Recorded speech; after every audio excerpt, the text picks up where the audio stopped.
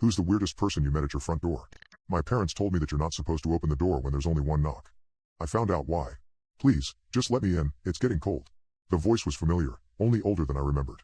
Very close to detail. Lala, please. Using my old nickname was a nice touch as well. I sat on the floor next to the door, my arms wrapped around my legs. Of course this had to happen the one week my parents left me alone. They hadn't gone on vacation for years. I practically begged them to get away for a while.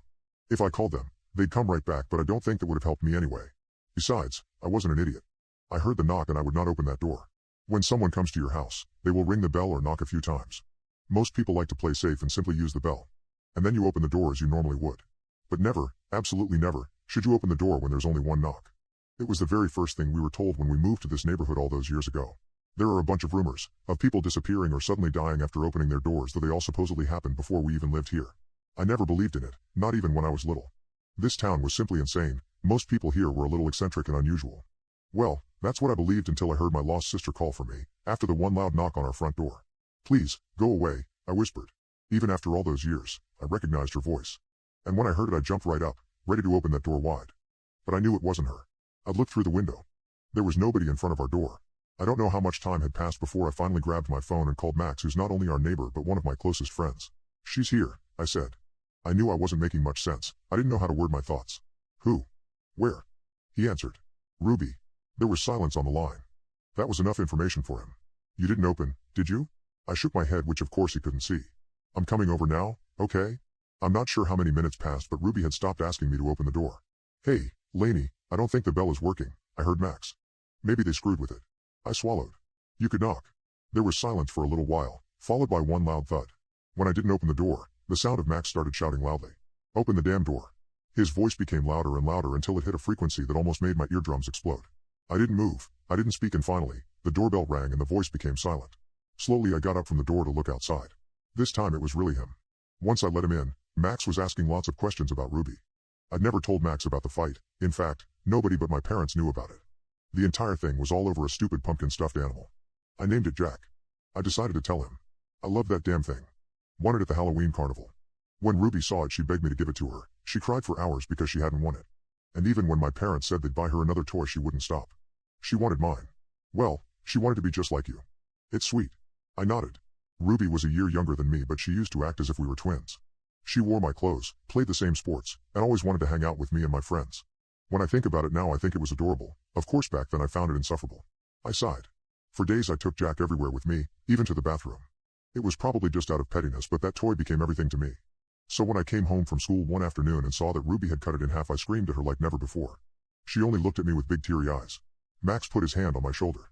Come on Lainey, siblings fight, it's normal. I saw you with her though and you were a damn good big sister. I nodded. Of course, I knew it was just some stupid fight between kids, but if I could turn back time I'd give her every stupid toy I own. This happened 5 years ago. Ruby would be 16 now. My parents have tried everything for years to find her. I believe the only reason we still live here is that they never entirely gave up the hope that she'd come back home one day. Maybe now she was. Just in a different way. Max and I used to make fun of the superstition. When we were younger, before Ruby disappeared, we once played Ding Dong Ditch. After a few houses, Max decided to knock once at the door of our neighbor Mrs. Telsky. Someone saw us though and Max got the biggest lecture of his life from his grandpa. Like it was a really big deal. My parents weren't happy either, but Max was grounded for 2 months, during which his grandpa told him all sorts of horror stories from this town. Max offered to stay the night and I immediately said yes. We got the air mattress and watched movies until I started to hear him snoring. The good thing about Max was, I never felt awkward around him. He regularly stayed over since we were little. Especially often after Ruby was gone. Having him here really helped against the silence. My mind became easier, and my body heavier. Real thoughts started to mix with dreams. I was beginning to fall asleep. And then there was another knock. It came from the front door downstairs, but I heard it loud and clearly. My heart started racing just like it did this afternoon. Max, did you hear that? I whispered, but he didn't answer. Lala, it's dark. Please come and get me, Ruby's new voice cried from outside. Max, please tell me you hear this. I looked over at him, but he didn't move. Finally, I collected the courage to get up and turn on the lights. Ma. The eyes of my friend were wide open, but he didn't speak. He didn't move. I ran over to him and tried to shake him, but his whole body was stiff. Only his eyes moved. Let me in. The voice from downstairs screamed. I didn't know what to do anymore. Max was clearly awake, but it seemed as if something was holding him back. Almost like he was having sleep paralysis, but with his eyes open. They're pulling me away. Lala, please help me. I don't know what happened then, but I immediately jumped up and ran downstairs. Some kind of instinct kicked in. Maybe it was her. Maybe I could pull her back inside. But if this was really Ruby, was she also the one doing this to Max? My hands touched the cold door handle, moving almost as if I was in a trance. I have Jack. They fixed him, Lala. We don't need to fight anymore. Those words pierced through my body and woke something up inside of me. I stepped away from the door and walked back upstairs, passing my room where Max was still lying still. But I didn't stop. I walked to the next room. Ruby's old bedroom. Everything there looked just the way it did when she was still here. My parents could never change it. Everything was still the same. And Jack was still placed on her bed where I put it 5 years ago after I'd sewn it back together. As I approached Jack, an overwhelming sense of dread washed over me. It wasn't just a stuffed toy, it was a reminder of my failure, of my guilt. Ruby, please, just wait, I pleaded, hoping the thing beyond the door would hear me. I picked up Jack, the stitches that held him together a stark reminder of what we had lost. Jack wasn't just a toy anymore, he was a symbol. A symbol of the sisterly bond that had been irrevocably broken. Lala, Ruby's voice echoed through the house again.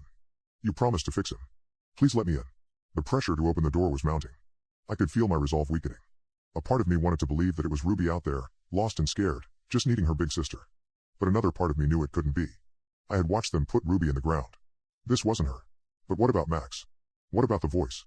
What about the knocking? My mind was a whirl of conflicting emotions. Fear, guilt, sorrow, hope. I was caught in a tempest, and the storm was only getting stronger. I'm sorry, Ruby, I whispered into the silence, clutching Jack tightly to my chest. I'm so sorry. Then, in the mirror that stood facing Ruby's bed, I saw it. Not just my own reflection, but another. Ruby, or something that looked like her, was standing behind me. She was reaching out to me, her hand translucent and wavering like a mirage. I could see her mouth moving, but I couldn't hear her words. But her eyes were clear. And they were full of terror. As if she was seeing something horrendous, something utterly horrifying. Something that I could not see or comprehend. She was looking past me, through the mirror, and into the hallway. She was looking at the front door. And then, there was another knock. One loud, echoing thud that sent shivers down my spine. Only this time, it wasn't coming from the front door. It was coming from inside the house.